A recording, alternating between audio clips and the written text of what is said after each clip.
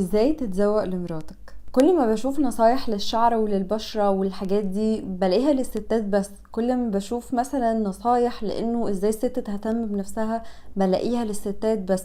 وده بيحسسني ان الراجل مظلوم، لانه فرضا ان في راجل فعلا حابب يهتم بنفسه، حابب يطور نفسه، يعرف منين ايه الحاجات اللي فعلا بتعجب الطرف الاخر، او يعرف منين الحاجات اللي المفروض يشتغل عليها. في حاجات تبان بديهيات بس فعلا ساعات الناس بتنساها من كتر ما الحياة ضغطة والحياة سريعة، ومن كتر محدش بيقولها. لكن البنات كل شوية تلاقي بوست عن ماسك، وكل شوية تلاقي برنامج بيتكلم عن مش عارفة ازاي تهتمي بشعرك، مش عارفة ايه، فتلاقي الكلام خلاص بقى في دماغها ثابت. لكن الرجالة فعلا مظلومة ان ما عندهاش حد بيقول لها ازاي تهتم بنفسها. اكيد مش انا اللي هقول لكم ازاي تهتموا بنفسكم، بس انا جالي كتير اسئله انه انا دايما بتكلم عن الاراده في العلاقه والاراده في الحب، وان ازاي لازم محدش يغصب حد عليه، وان ازاي ما ينفعش نزن على واحده مش معجبه بينا بجد. فبيجيلي اسئله بقى، طب ازاي بجد ابقى شخص مقبول او شخص مرغوب فيه او شخص مش منفر على الاقل؟ ازاي اهتم بنفسي؟ السؤال ده بيجيلي من ناس محترمه جدا، ناس عايزه فعلا تطور من نفسها ويبقى شكلها احسن حاجه ممكنه لظروفه، عشان طبعا اكيد الظروف ممكن تبقى عائق، بس في شوية حاجات الظروف مش عائق ليها ابدا، وهي حاجات اساسيات. عشان كده انا هتكلم في نص الفيديو الاول عن الاساسيات اللي ممكن تهتم بيها مهما كنت فقير، ومهما كانت ظروفك وحشة، ومهما كان مش معاك فلوس خالص، ومهما كانت الدنيا مزنقة معاك. والنص التاني هتكلم بقى لو انت مقتدر وربنا فتحها عليك وحابب تزود وتجود، هقولك ازاي تهتم بنفسك زيادة. اول واهم حاجة نظافتك الشخصية، ونظافتك الشخصية اهم حاجة فيها اسنانك. مهما كانت ظروفك اكيد تقدر تشتري فرشة اسنان ومعجون، المهم ان انت تفتكر تستعملهم كل يوم وتفتكر تنظف سنانك. ولو بتشرب سجاير فما ينفعش تتحجج ابدا بالظروف ان انت مش معاك فلوس تنظف اسنانك، لانه طبعا انت بتجيب علب سجاير كل يوم، فانت اكيد ما جاتش على 300 جنيه بتوع التنظيف بتوع الجير بتاع الاسنان. فانت لازم كل فترة، مش بالظبط 300 جنيه حسب الدكتور، بس المهم يعني انه المبلغ اللي انت ممكن تنظف بيه اسنانك كل فترة قليل جدا مقارنة بتمن علب السجاير. فحاول لو انت عارف ان انت مدخن ومش قادر دلوقتي تبطل سجاير، حاول ان انت تخصص ميزانية زي ما خصصت ميزانية للتدخين، خصص ميزانية لأسنانك، العناية بأسنانك على الأقل، عشان ما يحصل لهاش دمار من التدخين والقهوة والسكريات والحاجات دي. فخصص ميزانية، يعني قد ما بتدفع هنا حاول تدفع على الأقل 10% من الناحية التانية. وتنظيف الأسنان مهم مهما كنت بتغسل أسنانك، عشان تنظيف الأسنان اللي عند الدكتور ده بيشيل طبقات من الجير مش هتشيلها الفرشة أبدا. تاني حاجة في أساسيات الاهتمام بالنفس النظافة الشخصية، بما فيها مزيل العرق، مش البادي سبراي. مزيل العرق ده أساسيات، البادي سبراي بيتحط بعد كده، لكن مزيل العرق ده مفيش حاجة تانية ينفع تبدله. فلازم انت تحط مزيل عرق مهما كنت بتستحمى 20 مرة في اليوم. وطبعا الشيفنج من الفطرة ومن الدين أساسا، فلازم تهتم بالموضوع ده. انواع دي من النظافة من الفطرة، ودينيا وانسانيا وكل حاجة، وجماليا طبعا عشان يعني تعجب الاستاذة الغلبانة اللي انت متجوزها، عشان من حقها هي كمان زي ما انت عايزها تتزوق انت كمان تتزوق لها. ثالث حاجة في الاهتمام بالنفس اهتمام بجسمك. لو انت فقير خالص ومش معاك فلوس تروح جيم خالص، وما عندكش وقت من كتر الشغل ان انت تروح جيم، على الاقل عندك فرصة ان انت مش معاك فلوس تاكل ملذة وطاب، انت مش معاك فلوس تاكل كل حاجة طعمها حلو. فانا اعتبر دي فرصة نبص للجانب الايجابي، ونعتبرها فرصة بقى ان احنا نقلل الاكل مش نزوده. يعني بما ان كده كده الاكل مش طعمه حلو قوي، الاكل لو انت مش معاك فلوس فخلاص نقلله بقى، بدل ما ناكل حاجات هتنفخنا على الفاضي نقلله. فممكن جدا تعمل نظام غذائي لطيف خفيف وتقلل اكلك شوية. ممكن مهما كنت برضو ما عندكش وقت، اكيد عندك ربع ساعة 10 دقايق مثلا تمشي فيهم او تجري فيهم، مع الاستمرار ومع المواظبة. مفيش حد بيجري وراك، مش وراك حاجة، كده كده ده هدف لحياتك. مع المواظبة الربع ساعة دي ممكن تفرق في حياتك بعد سنة 2 براحتك على مهلك جدا يعني. وممكن اصلا لو انت شغلك قريب او حاجة تروحوا مشي او تروحوا بالعجلة، بحيث ان انت تستغل الوقت المقتطع من يومك اصلا كده كده في انك تحسن نفسك وتحسن شكلك. وكفايه ان انت عندك نعمه مش عند البنات. يعني انت كولد ممكن مثلا يكون معاك فلوس اقل، بس البنت بتحتاج تصرف اكتر في موضوع الجيم ده، لانه احنا البنات ما نقدرش ننزل نجري في الشارع في الغالب، يعني ما نقدرش ننزل نجري في الشارع او نتمشى في الشارع بسبب مثلا المضايقات او بسبب اي حاجة.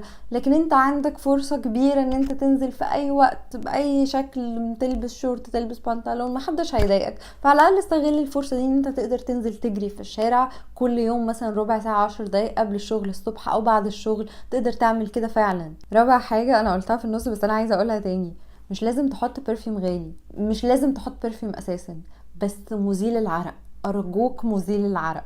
خامس حاجة شياكتك. مهما كان مش معاك فلوس ممكن تبقى شيك، مهما كان مش معاك فلوس تشتري هدوم، مهما كان ذوقك في اللبس مش قد كده، او انت مش بتاع الوان، انت مركز في حياة عملية فانت مش بتاع الوان، انت عندك فرصة برضو تبقى شيك جدا حتى لو مش معاك فلوس وذوقك مش حلو غصب عنك. ازاي بقى؟ لو حاسس دايما ان انت متردد بين لون ولون، اختار اللون السادة، احتياطي وامان. اكيد لو انت حاسس ان انت عندك ذوق مختلف ومبدع عيش، بس انا قصدي لو انت خايف او قلقان او كده، اختار الالوان الساده، الحاجات البيزك، الحاجات اللي كده كده مفيش عليها اختلاف، اسود، كحلي، جراي، الحاجات اللي هي كده كده محدش هيعترض عليها. والالوان دي مهما كانت رخيصه كده كده بتخلي شكلك حلو وبتخلي شكلك شيك، ومبيفرقش اصلا هي من براند ايه. يعني مثلا لو واحد لابس قميص اسود وبنطلون اسود، كده كده شكله شيك، يعني كده كده مش هيبقى شكله وحش مهما كان براند اللبس ده، ومهما كان اي حاجة هيبقى شكله حلو، يعني هيبقى شكله حلو. خصوصا لو احنا بقى التزمنا بالنقط اللي قبل كده وهو خلاص جسمه فات ومظبوط ومفيش حاجة بقى، مفيش كرش او حاجة، يبقى شكله حلو جدا. طيب ده الجزء بتاع لو مش معاك فلوس خالص وعايز تهتم بنفسك. الجزء التاني بقى انت مش مضطر تسمعه ومش مضطر ان انت تعمله خالص اصلا، وده بقى رفاهيات، دي حاجات زيادة. لو انت مقتدر وحابب تدلع نفسك وماله، ما فيهاش مشكلة. لو انت مش حابب، دي مش حاجات احنا بنقول اعملوها كلكم، تمام؟ بس لو حد بيسأل، حد فعلا عنده فضول، حد عايز بجد يحسن نفسه للأحسن ويصرف قوي ويدلع نفسه، هقول لكم ايه الحاجات بقى اللي ممكن تبقى فعلا حلوه. الحاجات دي برضو في نفس النقط، يعني هنرجع تاني للأسنان اللي هي اهم حاجة في الراجل اصلا، اهم حاجة في الانسان عموما، واهم حاجة في الراجل بالذات. ليه؟ لانه مثلا ممكن الست يبقى عندها تفاصيل كتير، روج، شعرها، مش عارفة ايه، ميك اب، فيها تفاصيل كتير. لكن الراجل عشان تفاصيله قليلة فاحنا بنركز مع الأسنان. فممكن تعمل ايه بقى تاني في اسنانك لو انت مقتدر؟ ممكن تعمل فينيرز مثلا، او حسب التطور بقى في مجال تجميل الاسنان. المهم ان انت ممكن تعمل بيسموها بالعربي عدسات تجميليه للاسنان، او هوليود سمايل مثلا، بيعمل رسمه لشكل اسنانك متوافق مع شكل وشك. لو عندك مثلا فروق، عندك سنه مكسوره، عندك لون اسنانك خلاص باظ مثلا من السجاير او اي حاجه. طبعا الفينيرز ساعات الناس بتقفل منها بسبب بعض النجوم اللي بيعملوها بيضة زيادة عن اللزوم، بس ده مش القاعدة. انت ممكن عادي تعمل فينيرز ومحدش ياخد باله ان انت عامل حاجة، عشان ان انت بتختار مثلا لون طبيعي قريب للون بشرتك، شكل طبيعي. فالموضوع ليه علاقة بذوقك وبشطارة الدكتور، بس دي حاجة بتفرق جدا. طيب يا ستي انا مقتدر اكتر وعايز بقى اهتم اكتر، معايا فلوس بقى، معايا فلوس وعندي وقت وعايزه اهتم تاني، اعمل ايه؟ اعمل فورمه بقى. من حقك تشوف نفسك ولو مره في حياتك في احسن جسم ليك. روح بقى جيم حلو كده، واشتري هدوم جديده للجيم كده عشان تشجعك، وروح لدكتور تغذيه وخليه بقى يعمل لك خطه تمشي عليها بالفيتامينات بتاعتها، بالمكملات اللي المفروض تاخدها وجسمك يستحملها، بكل حاجه بقى. عايش بقى ان انت في مود ان انت بتظبط جسمك وبتصرف على جسمك بقى، دلع نفسك بقى لو انت معاك فلوس. لو مش معاك، احنا قلنا الخطة البديلة. ايه كمان بقى ممكن تعمله؟ طبعا احنا قلنا النص ده من الفيديو بتاع الناس اللي عايزة تصرف زيادة او عندها الامكانية. الناس اللي معهاش قلنا لكم النص الاولاني من الفيديو، ولا يكلف الله نفسا الا وسعها، وانت مش مضطر تعمل الحاجات دي.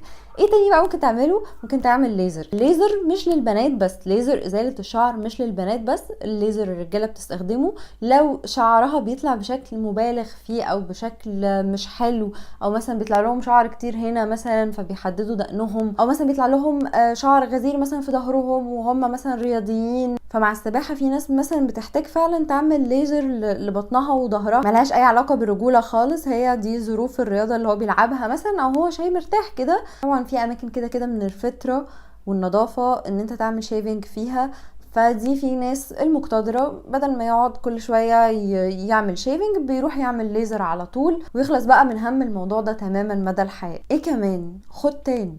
بجد خد تاني. اغلب البنات او نسبة كبيرة بتحب الولد اللي واخد تاني او المسمر شوية اكتر من الولد الابيض. معرفش ده ظلم ولا ايه، بس هو فعلا بنميل للراجل واخد تاني كده، الشمس عاملة لون في جلده، هو اصلا ده لونه بالطبيعة مسمر شوية. هتلاقي دايما حتى نجوم السينما البنات بتحبهم اكتر، هتلاقي احنا معرفش ليه بنميل مش للبياض. بتهيألي دي حاجة مش صعبة، يعني دي حاجة مش صعبة، بس في اصلا رجالة بتبقى مترددة اللي هو بيبقوا اسمر نفسي ولا مسمرش نفسي، انا مش عايزة ابقى اسمر. لا، لو انت لونك فاتح وسمرت نفسك ده بيدي جاذبية اكتر، مش عارفة ليه بس ده فعلا بيدي جاذبية اكتر. ايه كمان بقى لو انت مقتدر ممكن تعمله عشان تخلي شكلك احلى؟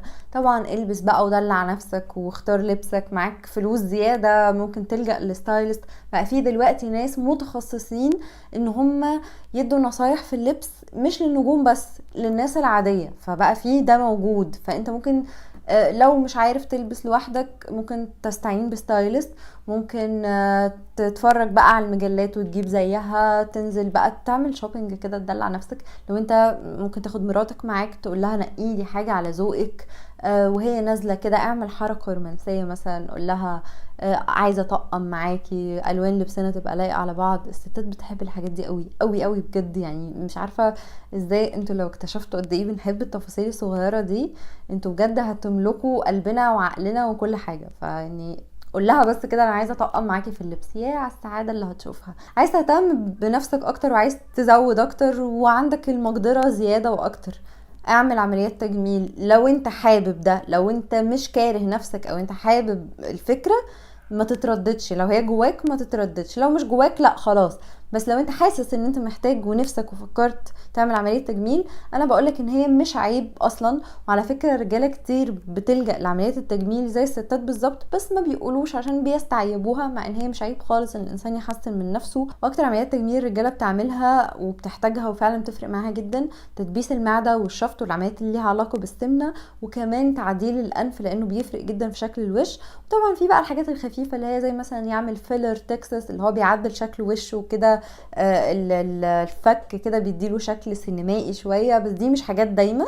لكن الحاجات الدايمة هي الشفط طبعا لانه بيغير حياتك او تدبيس المعدة لو انت محتاج. وطبعا كل ده لازم تسأل فيه دكتور، بس لو انت متردد انك تعمل كده او لا وعندك الامكانية فكر في الموضوع اكتر من مرة، وفكر ودي نفسك فرصة، وشيل من دماغك فكرة انه عيب الراجل يحسن نفسه وعيب الراجل يتزوق. لا، هو مش عيب خالص. وطبعا على راس عمليات التجميل زرع الشعر، لانه في رجاله كتير جدا بتكتئب وثقتها في نفسها بتروح لما شعرها بيقع مثلا، او بسبب وراثي شعرها بيقل.